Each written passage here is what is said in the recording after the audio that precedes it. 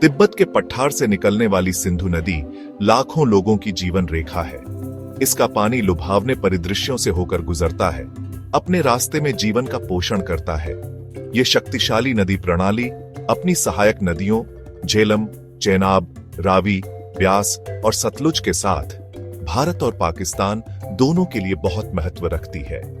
ये नदियां सिर्फ पानी के स्रोत नहीं हैं, बल्कि ये दोनों देशों के इतिहास, संस्कृति और अर्थव्यवस्था से जुड़ी हुई हैं। इनमें सबसे बड़ी सिंधु समृद्धि का वादा तो रखती ही है, लेकिन साथ ही संघर्ष की संभावना भी। इसका पानी एक अनमोल संसाधन है, खासकर उन शुष्क क्षेत्रों में जहां से ये बहती है। सिंधु जल समझौते की जटिलताओं को समझने के लिए इस नदी प्रणाली के भूगोल को समझना बहुत जरूरी है। 1947 में ब्रिटिश भारत के विभाजन ने नई चुनौतियां खड़ी की, खासकर सिंधु बेसिन के पानी के बंटवारे को लेकर।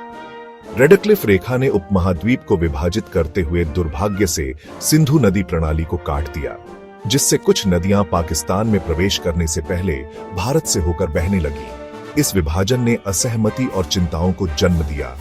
एक नए स्वतंत्र राष्ट्र भारत की विकास की आकांक्षाएं थीं, जिसमें सिंचाई और बिजली उत्पादन के लिए जल संसाधनों का उपयोग शामिल था।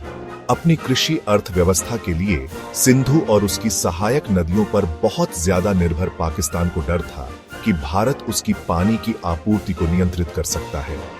पानी के अधिकारों को लेकर यह तनाव दोनों नए राष्ट्रों के बीच एक विवादास्पद मुद्दा बन गया। पहले से ही अस्थिर क्षेत्र में संभावित विवाद को टालने के लिए एक शांतिपूर्ण और पारस्परिक रूप से स्वीकार्य समाधान की आवश्यकता सबसे ज्यादा थी। बढ़ती चिंताओं के बीच 1960 में सिंधु जल संधि आशा की किरण बनकर उभरी।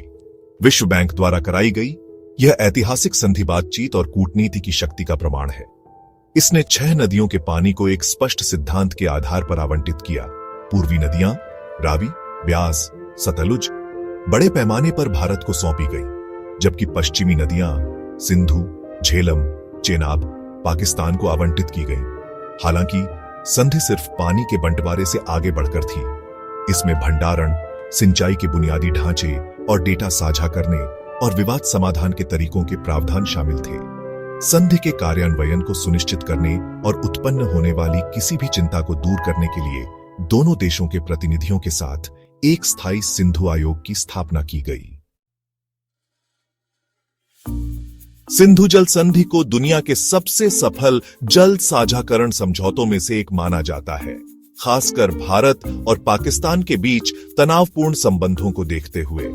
यह कई संघर्षों और राजनीतिक अस्थिरता के दौर से बची रही है, जो इसकी मजबूती और दोनों देशों की इसके सिद्धांतों के प्रति प्रतिबद्धता को दर्शाती है।